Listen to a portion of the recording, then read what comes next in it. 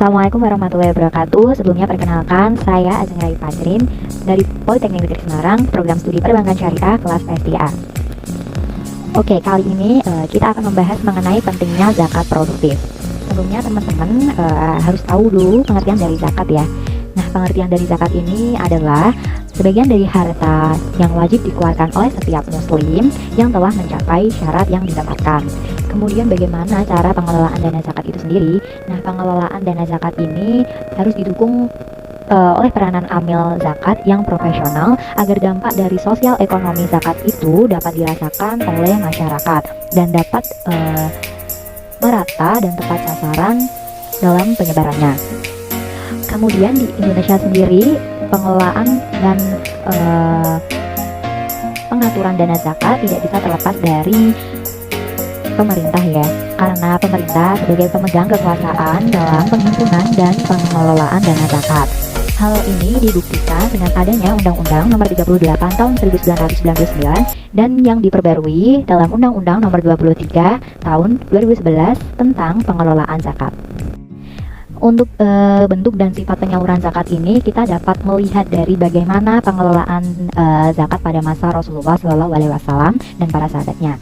Nah, kemudian dari melihat hal itu dan diaplikasikan pada kondisi saat ini, maka kita dapati bahwa penyaluran zakat dapat dibedakan menjadi dua, yaitu penyaluran zakat dalam bentuk bantuan sesaat atau konsumtif dan penyaluran zakat dalam bentuk pemberdayaan atau produktif.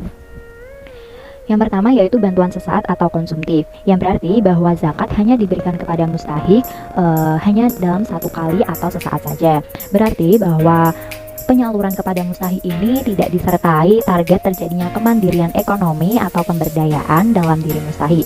Nah, biasanya zakat konsumtif ini diberikan kepada mustahik yang mungkin tidak bisa lagi mandiri atau tidak bisa melakukan kegiatan produktif, seperti misalnya orang tua yang sudah jompo, orang cacat, pengungsi, atau korban dari bencana alam.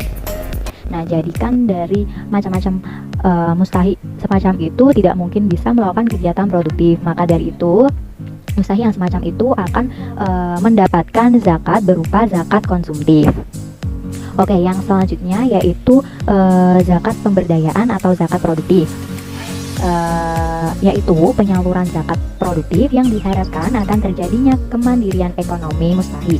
Pada pemberdayaan ini disertai dengan pembinaan atau pendampingan atas usaha yang dilakukan. Jadi dari zakat produktif ini diharapkan mustahik yang mendapatkan bisa menjalankan usaha atau bentuk lainnya yang produktif dari zakat yang diberikan, sehingga bisa memunculkan kemandirian dan kenaikan meningkatkan perekonomian si mustahik ini. Nah, mengenai zakat produktif ini adalah yang akan kita bahas ya, bagaimana sih pentingnya dari zakat produktif ini. Sebenarnya tadi udah dijelaskan ya bahwa zakat produktif ini intinya zakat yang disalurkan kepada mustahik supaya terjadi kegiatan produktif yang bisa menciptakan kemandirian dan meningkatkan perekonomian si mustahik ini.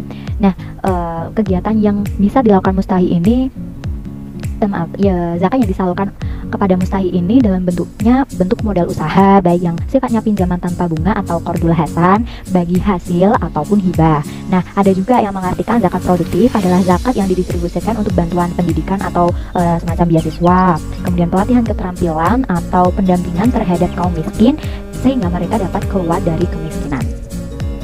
Oke, selanjutnya, nah, zakat produktif ini memiliki dua sifat biasanya, yaitu produktif tradisional dan produktif kreatif. Nah, untuk yang produktif tradisional ini artinya proses pemberian zakat diberikan dalam bentuk benda. Jadi bentuk zakat ini tuh berupa benda, bukan berupa uang. Jadi benda ini atau barang yang diketahui produktif untuk satu daerah yang mengelola zakat. Nah, barang atau benda ini tuh biasanya seperti sapi atau kambing. Nah, ini diberikan kepada mustahik yang di daerah yang mungkin memiliki kesempatan untuk bisa produktif, membuat kegiatan produktif dari zakat yang diberikan ini. Mungkin seperti ternak, seperti tadi ya, kambing atau sapi yang diberikan. Kemudian si mustahik ini bisa membuat kegiatan yang produktif, yaitu ternak kambing dan sapi bisa nantinya bisa menjadi banyak, dan dengan hal tersebut mampu meningkatkan perekonomian si mustahik ini. Kemudian selanjutnya yaitu produktif kreatif. Nah, produktif kreatif ini artinya suatu proses perwujudan pemberian zakat dalam bentuk permodalan. Nah, permodalan itu bergulir baik untuk usaha program sosial, home industri, atau modal usaha kecil. Jadi untuk produktif kreatif ini lebih ke usaha yang semacam home industri atau UMKM semacam itu. Kemudian pentingnya dari zakat produktif ini sendiri itu ya kembali dari konsepsi zakat yang sebagai instrumen peningkatan kesejahteraan umat. Nah, diimplementasikannya itu dengan penerapan skema pemberian zakat untuk kegiatan produktif ini. Nah, penerapan skema ini dapat dibenarkan menurut syariat Islam selama kebutuhan dasar bagi para mustahik sudah terpenuhi. Yang pastinya tujuan pendayagunaan dana zakat atau zakat produktif ini pastinya untuk meningkatkan kemandirian sosial ekonomi para mustahik agar dapat bertransformasi menjadi muzaki. Jadi dengan zakat produktif diharapkan mustahik dapat melakukan kegiatan yang produktif seperti membuka usaha ataupun kegiatan produktif lainnya yang mampu meningkatkan taraf hidup si mustahik, mampu meningkatkan perekonomian si mustahik, dan mampu membuat mustahik ini nantinya menjadi muzaki dan mengentaskan kemiskinan yang ada di masyarakat. Jadi sangat penting ya dari adanya zakat produktif ini. Sebenarnya keikutsertaan mustahik dalam zakat produktif ini bersifat sukarela, artinya tidak terdapat unsur paksaan ya. Namun demikian untuk menumbuhkan kesadaran atau ketertarikan berusaha dapat dilakukan tahap edukasi nih oleh lembaga-lembaga zakat atau amil zakat, harus kreatif ya dalam menumbuhkan inovasi gimana caranya warga-warga atau masyarakat itu tepat menjadi mustahik dari zakat produktif ini. Jadi mereka bisa termotivasi untuk mendirikan usaha atau melakukan kegiatan yang produktif dari zakat yang diberikan. Nah, yang tadi kan dapat dilakukan tahapan edukasi atau program propaganda yang menjelaskan maksud dan tujuan tentang program pendayagunaan dana zakat untuk kegiatan ekonomi produktif, yaitu pentingnya para mustahik agar memiliki kemandirian sosial ekonomi dengan cara berusaha atau bekerja atau memiliki kegiatan usaha agar mempunyai pendapatan sendiri untuk memenuhi kebutuhan hidup tanpa harus bergantung dengan pemberian orang lain.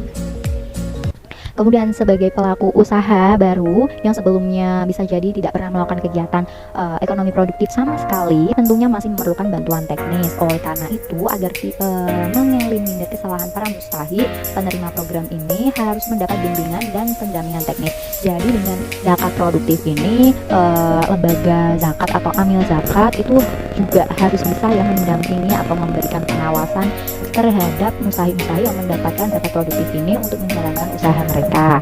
Kemudian pendayagunaan dana zakat untuk kegiatan ekonomi produktif harus disusun berdasarkan batasan siklus waktu produksi tertentu yang direncanakan. Artinya, bantuan modal usaha tidak diberikan secara terus-menerus kepada mustahik si penerima program, tetapi terbatas sesuai waktu perencanaan usaha. Batasan waktu juga bertujuan untuk menilai tingkat keberhasilan dari program yang dijalankan. Jadi, pemberian zakat produktif ini harus terdapat juga jangkauan waktunya. Jadi, untuk menilai apakah berhasil dari program atau penyaluran dana zakat produktif ini untuk kegiatan usaha si mustahik ini, apakah sudah sukses atau belum dengan adanya jangka waktu. Oke, sekian penjelasan mengenai pentingnya dana zakat produktif. Sekian dari saya, terima kasih. Wassalamualaikum warahmatullahi wabarakatuh.